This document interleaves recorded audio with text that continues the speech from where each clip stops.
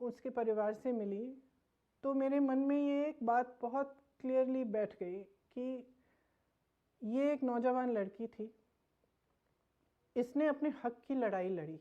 जब उसके साथ अत्याचार हुआ उसने कहा मैं लड़ूंगी। उसका केस उन्नाव में दर्ज नहीं हुआ, रायबरेली गई पास वाले ज़िले में, वहाँ पे केस दर्ज कराया। जब उसको केस लड़ने के लिए या कचहरी में जाना पड़ता था, खुद सुबह 6 बजे उठकर उन्नाव से रायबरेली ट्रेन लेके जाना पड़ता था। ये एक बात मेरे मन में बैठी जब मैं उसके घर से निकली। उसके पिताजी ने मुझे कहा कि उसने अपने पिताजी को कहा, पिताजी मैं ये मेरी लड़ाई है, मैं खुद लड़ूंगी। और वो लड़ाई लड़ी और लड़ने के बावजूद उसके साथ ये हुआ। जब मैं उसके घर गई तो उसके संघर्ष को जारी कौन रख रही थी? उसकी भाभी, एक महिला। मैं दूसरी महिलाओं के घर गई जहाँ पे अत्याचार हुआ था, वहाँ भी महिलाएं लड़ रही हैं। उस लड़की की माता लड़ रही है, या उसकी बहन लड़ रही है, या उसकी भाभी लड़ रही है। सबसे वोकल कौन थी? महिला। तो मेरे मन में ये भावना है कि ये जो महिलाएं हैं जिनके साथ इतना अत्याचार हो रहा है, इतना सह रही है, लेकिन ये कुछ कह रही हैं हमें। ये कह रही हैं कि हम अब सहना नहीं चाहते, हम अपने हकों के लिए लड़ेंगे। तो वो जो भावना है उसी से इंस्पायर्ड एक्चुअली ये हमारा स्लोगन है।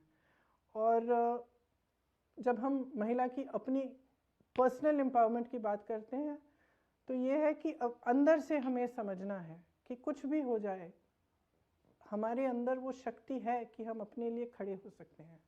और अगर हम सब महिलाएं ये समझ लें, एकजुट हो जाएं, तो एक इतना बड़ा फोर्स बनेगा कि हम समाज को, राजनीति को, अपने भविष्य को खुद बदल पाएंगे। तो I think, sorry I answered in Hindi, I forgot कि आपने इंग्लिश में क्वेश्चन पूछा था। एक और इंग्लिश का क्वेश्चन दिख रहा है यहाँ। As of now, majority of the current leaders are male, even in Congress party. Wouldn't the 40% reservation of seats be too progressive an approach considering this status quo? Look, if you have to bring about change, you have to take a very strong step. I actually was in favor of 50%. And after discussion, I thought, okay, let's start with 40 and we'll go up to 50. We'll see how this goes. I don't think it's too progressive a step. I think it is the step whose time has come. It is time now for women to stand up, to understand we are 50%. Actually, 40% is not enough. 50 is the right percentage. So I feel very strongly about that. Okay, आप UP में बहुत सी पीड़ित लड़कियों के घर जाती हैं, परिवार का दुख बांटती हैं। एक महिला होकर आप इस तरह के अत्याचार के बारे में क्या सोचती हैं? आई थिंक ये क्वेश्चन मैंने अभी आंसर कर ही लिया। मैंने जो चीज़ें देखी हैं इन लड़कियों के परिवारों में जाकर, वो मैं रिपीट भी नहीं कर सकती कि कितनी पेनफुल, कितनी दुखद परिस्थितियों में उनके वो परिवार रहे हैं, और उनके साथ जो अत्याचार है, जिस तरह से किया गया है, जिस तरह से प्रशासन, पुलिस ने उनकी मदद नहीं की। अत्याचार हो रहा है, बलात्कार हुआ है, अपराधियों पर आप एक्शन नहीं ले रहे हैं, उल्टा आप महिला के परिवार पर और महिला पर आरोप लगा रहे हैं। और उस परिवार पर क्या नहीं बीता, उन परिवारों पर क्या नहीं बीता, मैं बता भी नहीं सकती। इस मेरे पर, मुझ पर, मेरी राजनीति पर भी एक बहुत बहुत गहरा प्रभाव पड़ा है इन एक्सपीरियंसेस से, इन अनुभवों से।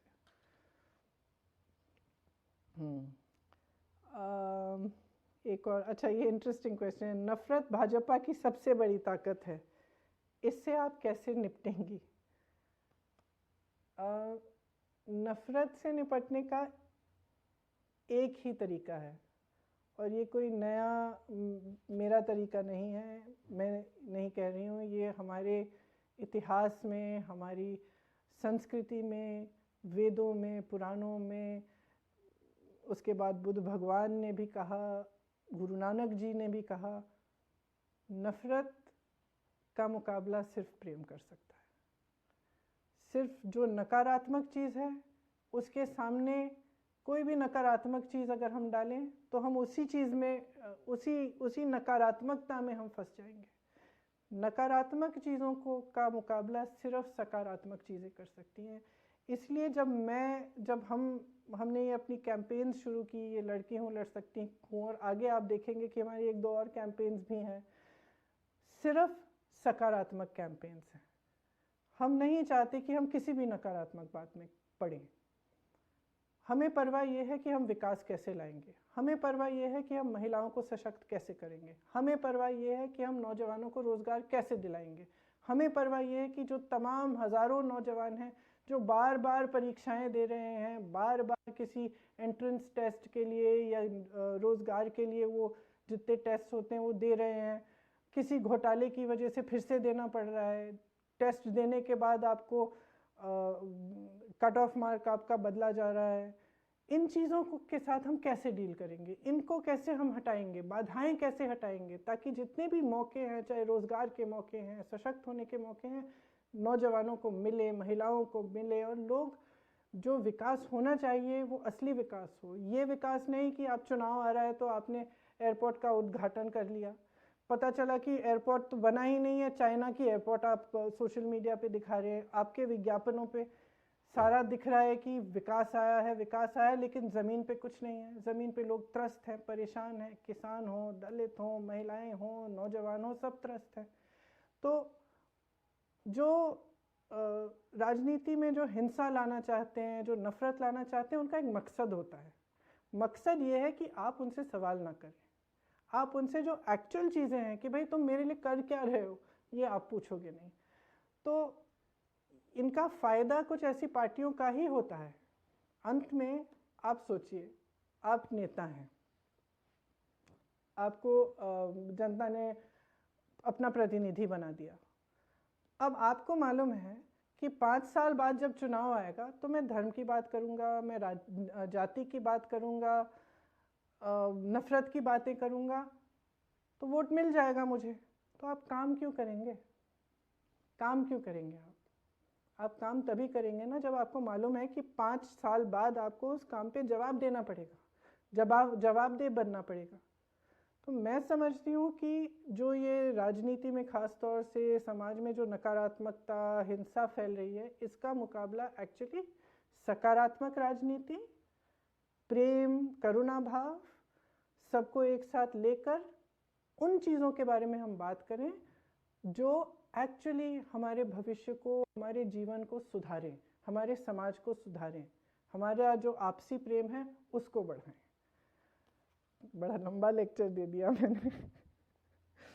अच्छा, अब आपने महिलाओं को चुनाव के टिकट में 40% आरक्षण दिया है, जो कि अच्छा कदम है, थैंक यू। लेकिन क्या राजनीति महिलाओं के लिए सेफ है? जो महिलाएं पॉलिटिक्स में आना चाहती हैं लेकिन डरती हैं, उनसे आप क्या कहेंगी? देखिए, आप देखेंगे कि जो लिस्ट हमारी आएगी महिलाओं की जो टिकट चाहती हैं, उसमें ऐसी महिलाएं हैं जिन्होंने बहुत संघर्ष किया है। मिसाल के तौर पर मैं बता देती हूँ कि एक महिला जिसने पंचायत का चुनाव लड़ा और भाजपा के कार्यकर्ताओं और नेताओं ने उससे लड़ाई की, उसकी साड़ी फाड़ दी, और हमारी पार्टी में नहीं थी, वो समाजवादी पार्टी में थी। मैं गई, उनसे मिली उस समय। वो चुनाव लड़ेंगी, उनको मौका मिल रहा है। क्यों? देखिए, क्योंकि, और मैं उनसे कह रही हूँ कि आपकी सुरक्षा हमारी जिम्मेदारी है, हमारी पार्टी, पूरी पार्टी आपके साथ है। आप खड़ी होंगी, आप खड़े होइए, आप लड़िए, हम आपके पीछे खड़े हैं, हम आपके लिए लड़ेंगे। तो मेरे ख्याल से ये हमें कदम उठाना पड़ेगा। हमें थोड़ा सा अपना मन बना के, अपना धैर्य बनाकर, अपने आप को आगे लाना पड़ेगा। और जब हम एकजुट होंगे, जब पूरी कांग्रेस पार्टी उस महिला के साथ खड़ी है, तो उसकी सुरक्षा ऑटोमेटिकली उसको मिलेगी, उस पार्टी की मजबूती से, हमारे समर्थन के साथ, और हम उसके लिए समर्पित हों, उसके साथ वो खड़ी हो पाएगी और उससे सुरक्षा मिलेगी। तो मैं ये कहना चाहती हूँ कि अगर आप महिला हैं, आप पॉलिटिक्स में आना चाहती हैं, आप डर रही हैं, घबरा रही हैं, मेरे पास आइए, मेरे से मिलिए, आपकी जो घबराहट है, आपकी जो फियर्स हैं, उसके बारे में हम बात करते हैं, उसको सुलझाते हैं और खड़े हो जाइए हमारे साथ। अच्छा, I have gone through few visuals in which it has been mentioned 40% reservation in Vidhan Sabha. So my question is this: is this reservation limited to politics or in government jobs also women will get 40% reservation? देखिए, हमारे जो हमारे घोषणा पत्र में जो शक्ति विधान हमने महिलाओं के लिए लिखा है, उसमें हमने बहुत क्लियरली बताया कि जो 40% हम टिकटों के लिए दे रहे हैं, उसी तरह से 40% सरकारी रोजगार में हम नौकरियों में हम देंगे, बशर्ते कि जो एग्जिस्टिंग रिजर्वेशंस की जो रूल्स हैं वो उनको हम नहीं तोड़ेंगे। मतलब जो ऑलरेडी रिजर्वेशंस हैं उसके अंदर हम 40% महिलाओं को रिजर्वेशन देंगे। तो फिर से मैंने हिंदी में इंग्लिश का क्वेश्चन आंसर कर दिया। उत्तर प्रदेश स्वास्थ्य सेवाओं में देश में सबसे निचले पायदान पर है। आपके पास क्या कार्य योजना है जिससे हमारी स्वास्थ्य सेवाएं बेहतर हो जाएं? ये शायद अभी 2:27 हो गए हैं, तो ये आखिरी क्वेश्चन मैं लूँगी। इसके बाद जो अगली बार मैं आपके बाकी क्वेश्चंस ले लूँगी। ये मैं एक्चुअली मैं पढ़ के बता देती हूँ अपने मैनिफेस्टो से, क्योंकि इसमें काफ़ी चीज़ें हमने रखी हैं सेहत के लिए।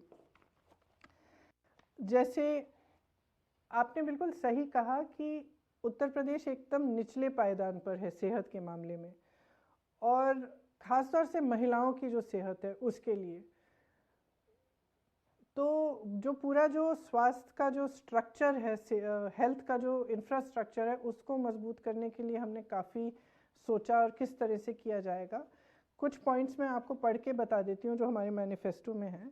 जैसे पूरे राज्य में प्राथमिक स्वास्थ्य केंद्रों और अन्य चिकित्सा सुविधा केंद्रों में डॉक्टरों और चिकित्सा कर्मचारियों में सभी रिक्त पद भरे जाएंगे। तो तमाम पद रिक्त हैं। इसका मतलब है कि आपके पास एक पीएचसी होगा लेकिन उसमें डॉक्टर नहीं है। तो इसको हम ठीक करना चाहते हैं। सबसे पहले वो रिक्त स्थान भरना चाहते हैं। फिर किसी भी बीमारी के लिए प्रत्येक परिवार को 10 लाख तक मुफ्त इलाज सरकार देगी। ग्रामीण और शहरी क्षेत्रों में नए स्वास्थ्य केंद्र खोलकर सामुदायिक और प्राथमिक स्वास्थ्य व्यवस्था को मजबूत किया जाएगा और इसे राष्ट्र औसत के करीब से लाया जाएगा। मतलब कि जो भी शहर और ग्रामीण के जो सुविधाएं हैं स्वास्थ्य के लिए, उनका पूरा इंफ्रास्ट्रक्चर हम मजबूत बनाना चाहते हैं। इसमें खास हमने सोचा है कि महिलाओं के लिए हर पीएचसी में एक अलग कमरा होगा जिसमें महिला डॉक्टर अवेलेबल होगी, और जो खास तौर से जो महिला का जो एक वेलनेस चेक, जैसे एनुअल वेलनेस चेक करे, जिसमें महिला जाकर अपना पूरा अपनी जो महिला की खास स्वास्थ्य की इश्यूज होती हैं उनके बारे में बात कर पाए और डॉक्टर से मिल पाए। ये भी हमने इसमें लिखा है। मानसिक स्वास्थ्य और आरोग्य पर ध्यान देने के लिए एक हेल्पलाइन और वेबसाइट शुरू की जाएगी। सभी सरकारी अस्पतालों, विश्वविद्यालयों और विद्यालयों में मासिक धर्म से संबंधित आवश्यक वस्तुओं और दवाओं की मुफ्त आपूर्ति सुनिश्चित की जाएगी। यहाँ पे जब हमने मानसिक स्वास्थ्य की बात की है, उसमें हमने ये तय किया है कि एक बड़ा सेंटर बनाएंगे हम, खास तौर से जो साइकोलॉजिकल इश्यूज होती हैं उसके लिए, और वहाँ पे हम एक हब और स्पोक का इंस्टीट्यूट बनाना चाहते हैं, जो लखनऊ में एक बड़ा इंस्टीट्यूट हो और 4 बड़े शहरों में उसका एक स्पोक की तरह से हम इंतज़ाम करेंगे, ताकि जो साइकोलॉजिकल इश्यूज होती हैं उनको टैकल करने के लिए वो भी हम करना चाहते हैं। जो महिलाओं की खास जो मासिक स्वास्थ्य की बात है, उसके लिए हम चाहते हैं कि उनके लिए जो भी सुविधाएं उपलब्ध कर सकते हैं हम पूरी तरह से उनको भी उपलब्ध करें। तो बेसिकली, और जो हेल्थ में हम खर्चा करते हैं, जो हेल्थ बजट है हमारी, उसको हम बढ़ाना चाहते हैं। एक और चीज़ है कि अब कोरोना का दौर है।